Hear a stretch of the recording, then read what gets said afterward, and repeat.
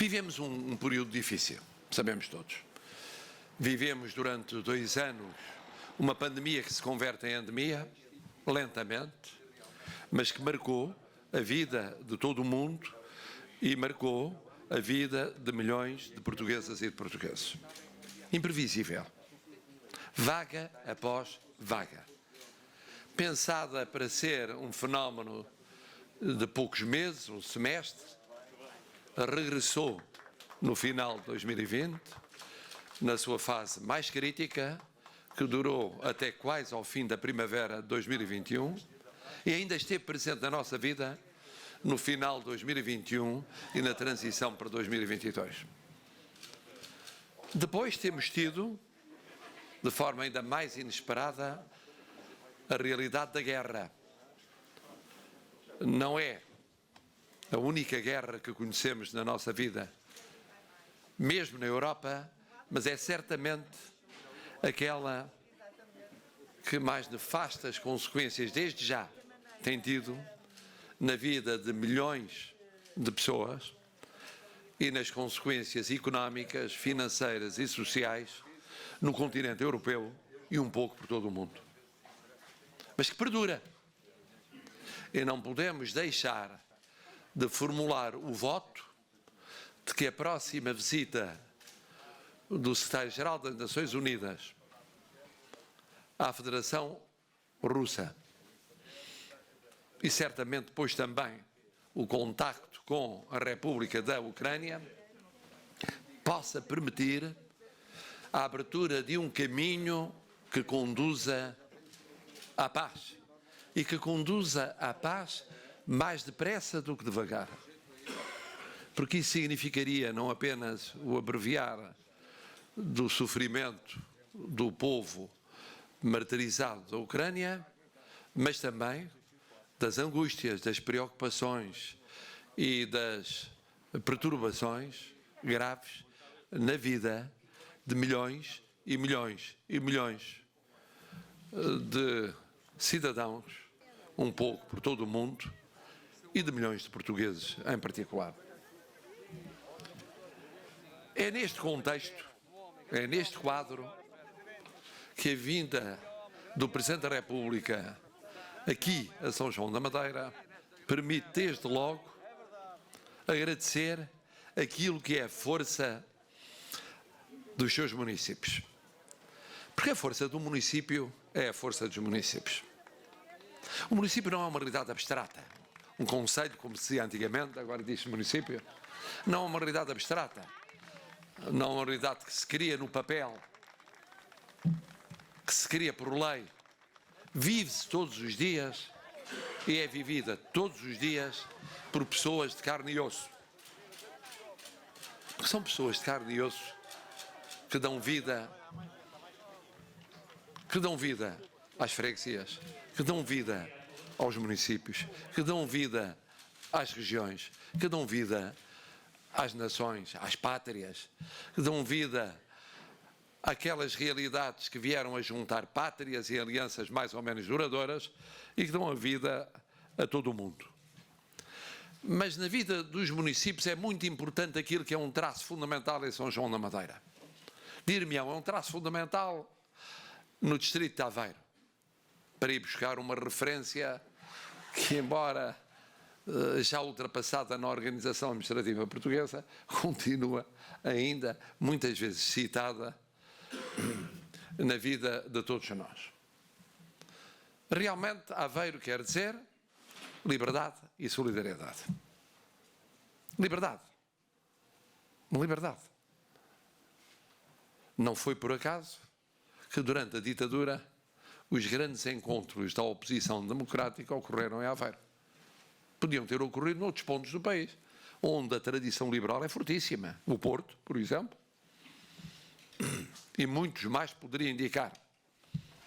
Não, decorreram em Aveiro. Quer dizer, a força da liberdade. Mas a força da liberdade com solidariedade. Não é apenas a liberdade, é também a solidariedade. São João da Madeira é um caso muito especial. É um caso muito especial porque vivendo a mesma liberdade e a mesma solidariedade, vive de uma forma mais bairrista. E o bairrismo não é negativo se for aberto e ecuménico. É negativo se for fechado.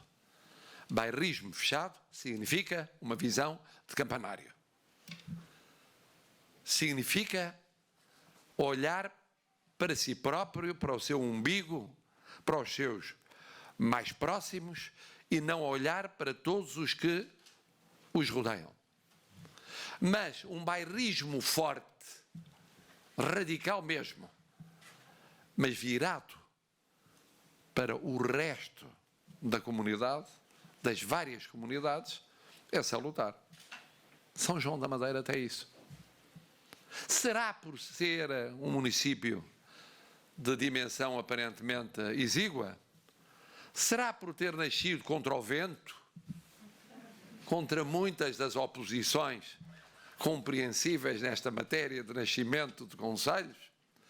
Será porque se forjou em muito pouco tempo, comparado com a história muito antiga, que é a tradição municipal portuguesa?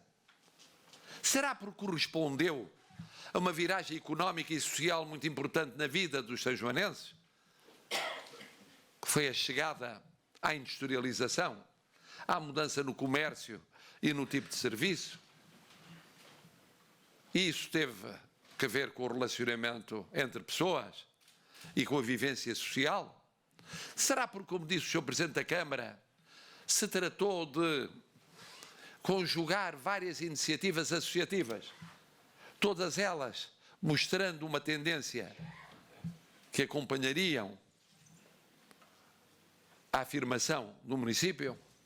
Seja como for, o que é facto é que é uma realidade fortíssima. Fortíssima. Fortíssima cá dentro e fortíssima lá fora. Foi referida à presença no Brasil, eu sou testemunha disso, com família historicamente presente no Brasil, desde o final do século XIX. Eu pude testemunhar já no século XX e no século XXI como os sanjoanenses são, de entre aqueles que afirmam a sua pujança nas comunidades portuguesas no Brasil, dos mais fortes, dos mais presentes e dos mais pertinazes, tenazes, para não dizer teimosos. Mas a teimosia é uma característica que anda paredes meias com a tenacidade. E é um mérito. É um mérito. Porque dela nascem várias instituições, que são a projeção daquilo que se chama sociedade civil. E nós temos esse pequeno problema, pequeno grande problema, no nosso país, é que temos uma sociedade civil que deveria ser ainda mais forte do muito do que já é. Pois isso não se tira do caso de São João da Madeira. Não. Aqui, a sociedade civil é mesmo muito forte. É mesmo muito forte nas linhagens. É mesmo muito forte nos companheirismos. É mesmo muito forte nas camaradagens. É mesmo muito forte na solidariedade. O sanjoanense é muito livre e muito independente, mas é muito solidário. É neste quadro que nasceu, se afirmou, se afirma e se projeta no futuro a instituição que hoje celebra 100 anos. Estas instituições não nascem do acaso. Houve misericórdias que nasceram da iniciativa real, muitos séculos antes. Não nasceram do acaso. Nasceram de uma opção do poder político.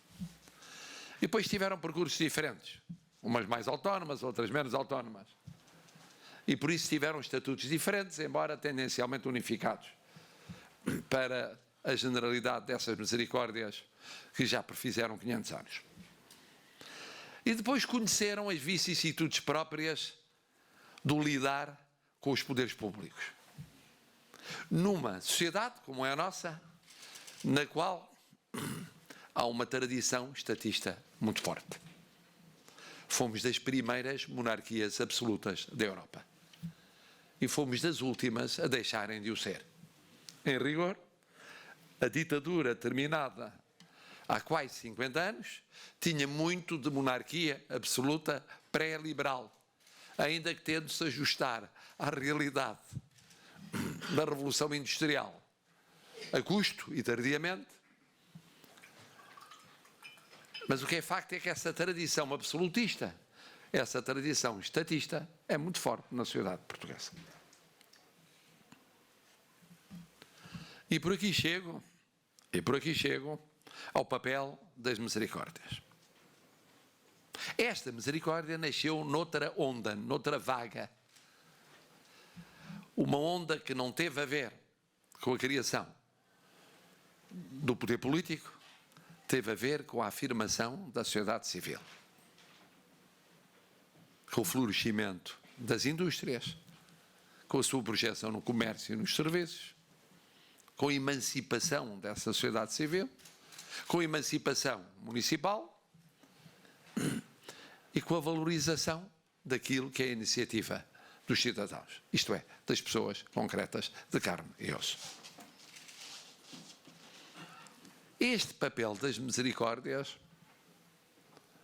tem tido recorrentemente dificuldade em ser admitido, valorizado, não tanto em palavras quanto em gestos, em sucessivas fases da nossa história política e constitucional, por parte dos poderes públicos. Por causa da tradição estatista. Mesmo onde e quando o Estado não pode chegar, permanece a ilusão de que um dia há de chegar. Obviamente não pode chegar e não chega há séculos, mas sonha sempre alguma parte da sociedade portuguesa que um dia chegará a essa realidade social. Como se a realidade fosse um laboratório e as pessoas fossem cobaias. Mas as pessoas não são cobaias. As pessoas são pessoas. E porque são pessoas, criam na sua liberdade e com a sua solidariedade soluções que conduzem a instituições sociais. As misericórdias não são a única forma de afirmação da sociedade civil. Há outras. Nem sequer de economia social, para utilizar a expressão da lei aprovada por unanimidade, mas tem demorado muito tempo a regulamentar e a desenvolver e a entrar no espírito de alguma parte da sociedade portuguesa. Não. Essas instituições sociais correspondem ao pulsar da comunidade. Uma misericórdia é forte porque a comunidade é forte. E uma misericórdia forte faz uma comunidade mais forte. Um município, freguesias, municípios vizinhos, ficam mais fortes. Porquê? Porque são as pessoas a participarem na resolução dos seus próprios problemas. Dos seus e dos outros pelos quais se realizam. Porque ninguém se realiza sozinho. Nós não somos ilhas. E por isso foi bom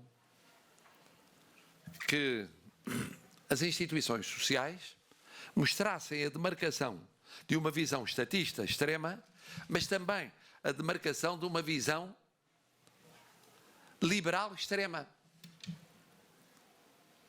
para a qual a liberdade existiria sem solidariedade. Que também é igualmente errada. Não corresponde à realidade social. Seria assim se cada qual fosse ilha e do somatório da realização da felicidade de cada uma das ilhas decorresse inevitavelmente a felicidade da comunidade. Isso não existe. Não existe porque há desigualdades, não existe porque há discriminações, muitas delas ao nascimento ou em fases muito principiantes da própria vida. Outras se agravam ao longo da vida. E há desigualdades e injustiças e assimetrias que são atenuadas pela vida. E isso, para além da natureza humana, que é uma natureza social, impõe acrescidamente, como foi recordado, aquilo que era um princípio basilar teórico afirmado sistematicamente pelo Presidente Jorge Sampaio. A solidariedade não é facultativa, quer dizer, não está na disponibilidade das pessoas. Uma vez que vivem em sociedade, não pode ignorar os outros. Não é obrigatório porque o poder político a impõe, é obrigatório porque decorre da consciência das pessoas. Do facto de viverem em comunidade. E se realizarem em comunidade. Se realizarem com os outros e pelos outros. Isto não tem a ver com uma religião. Não tem a ver com um credo, não tem a ver com uma fé. Tem a ver com a própria realidade da dignidade de cada pessoa concreta. Que passa pela dignidade dos outros. Eu não posso viver de consciência tranquila, pensando na dignidade da minha vida, ignorando a dignidade da vida da pessoa que está mesmo ali ao lado. Está em cima, está em baixo. Com a qual me cruzo à saída de casa, que encontro no emprego ou na escola. É impossível, não existe. E porque não existe, é muito importante que se assuma o papel fundamental destas instituições. As misericórdias são uma dessas instituições. Há outras, sem as quais o tecido social não vive. Isso nota-se quando há grandes crises. Devia notar-se no dia-a-dia, porque as pessoas deviam ter a noção exata do seu papel no dia-a-dia. Mas nota-se mais nos momentos de crise. Porque aí aconteceu com a crise dita da Troika, aí o Estado não pôde chegar e tiveram de ser essas instituições e outras a chegar onde o Estado não chegava. E voltou a acontecer durante a pandemia. E eu pasmei quando durante a pandemia encontrei, por vezes, propostas críticas neste sentido.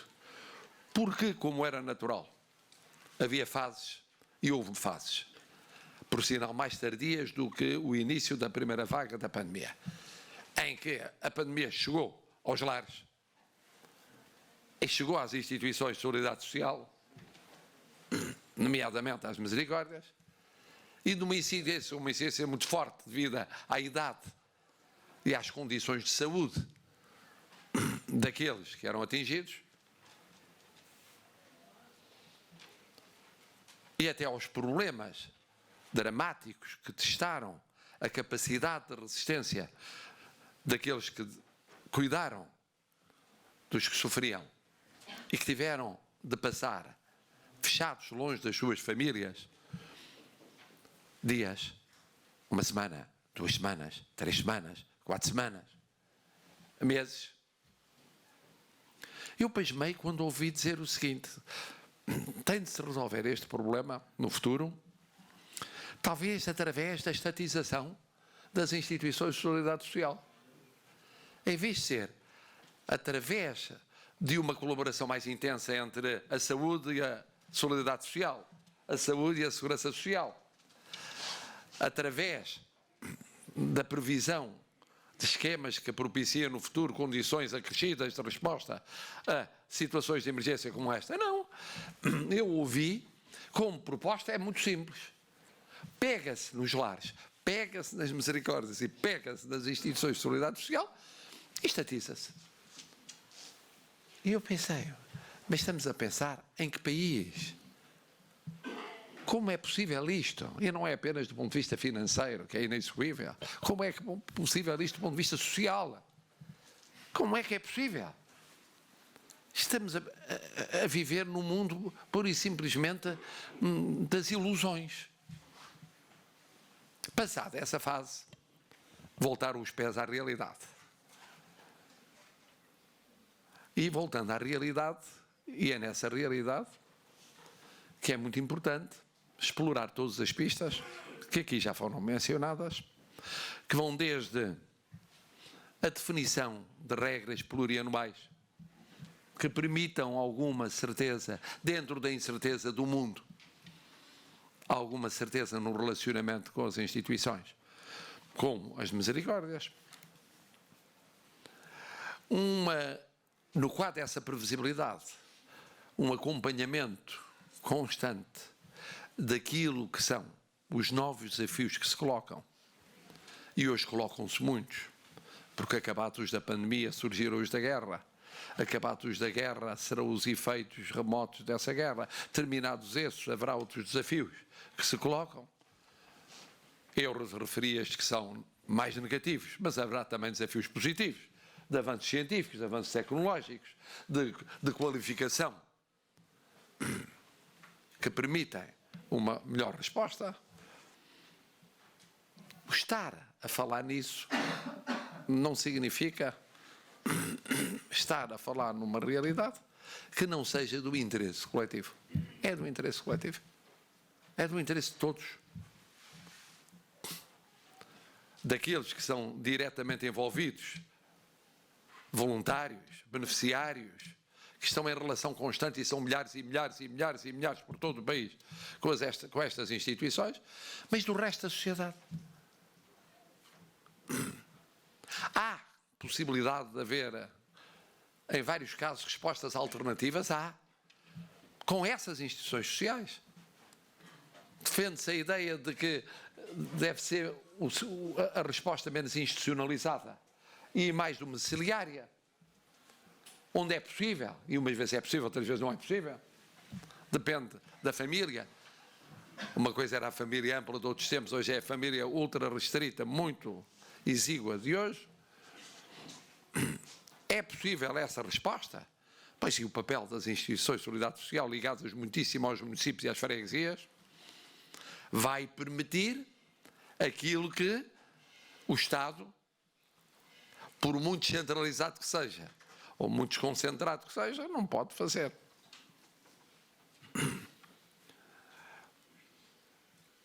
E por isso há aqui um equilíbrio, que é um equilíbrio difícil, que tem a ver com a transferência de poderes do Estado para as autarquias e também dos recursos para as autarquias. Tem a ver com o relacionamento entre autarquias, entre municípios e freguesias. Tem a ver com o enquadramento dos municípios em espaços mais amplos.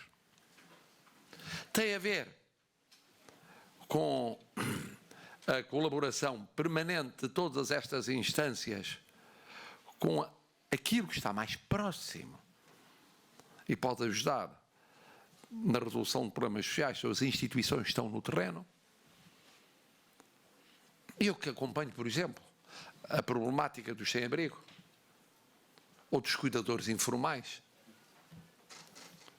é uma problemática em que é impossível pedir ao Estado que esteja a intervir. Podem intervir as autarquias, podem ajudar imensíssimas instituições de solidariedade social, e nesse quadro as misericórdias, entre outras. Difícil que o Estado intervenha, a não ser definindo quadros, colaborando, criando condições para que seja possível a atuação no terreno. E, ao mesmo tempo, também é impossível e indesejável esperar que espontaneamente o problema se resolva pelo funcionamento do mercado, pela estrita afirmação da liberdade das pessoas, que um dia hão de ver os seus problemas resolvidos. Estamos a falar num país que não existe. O nosso país é um país com à volta de 2 milhões de portugueses em situação de pobreza ou na iminência de risco de pobreza e com desigualdades ainda patentes.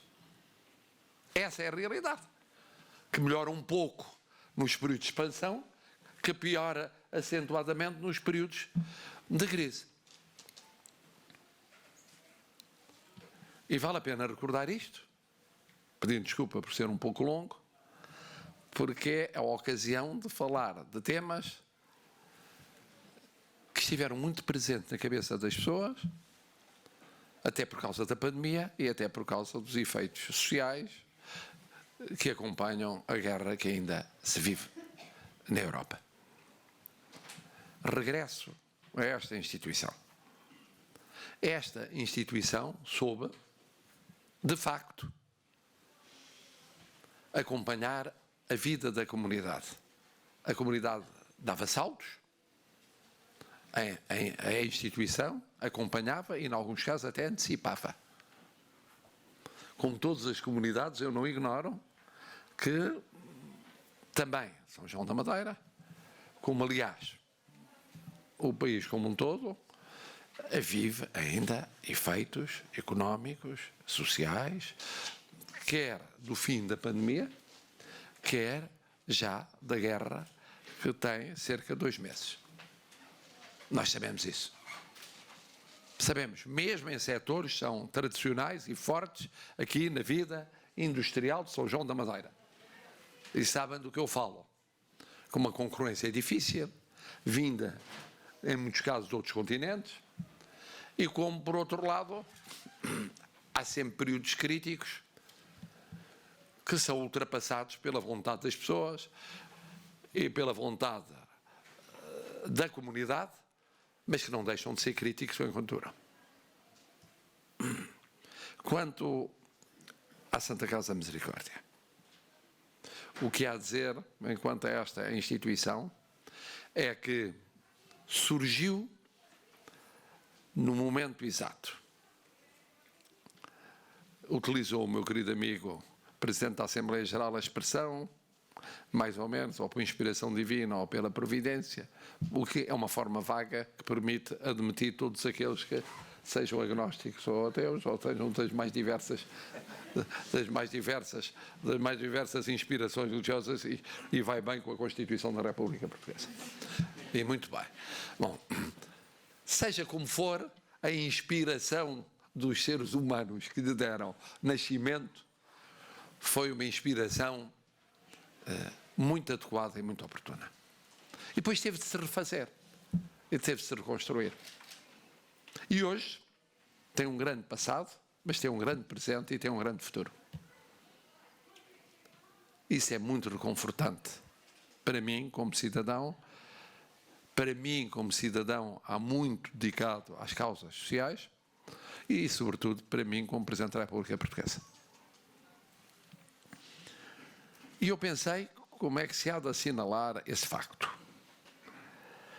E tinha que tomar uma decisão, que era complexa, como imaginarão, porque os precedentes, num país como o nosso, são sempre muito complexos de gestão. E encontrei uma fórmula, que como todas as fórmulas não é líquido que concita a unanimidade dos juízes, mas quando se é eleito não é apenas para os momentos bons, é para os momentos maus, e nós tivemos momentos difíceis como o estado de emergência e as suas renovações sucessivas, ou momentos difíceis como agora o de estar a enfrentar o período que estamos a enfrentar, de guerra na Europa, e optei neste sentido. Uma vez que fizeram coincidir este centenário com a homenagem a uma das personalidades, poderia ter sido outra, mas uma das personalidades que marcaram a vida da instituição, e que é uma personalidade de memória recente, capaz de ser injusto para as personalidades de memória menos recente, admito. Pensava isso mesmo ali sentado na mesa da presidência.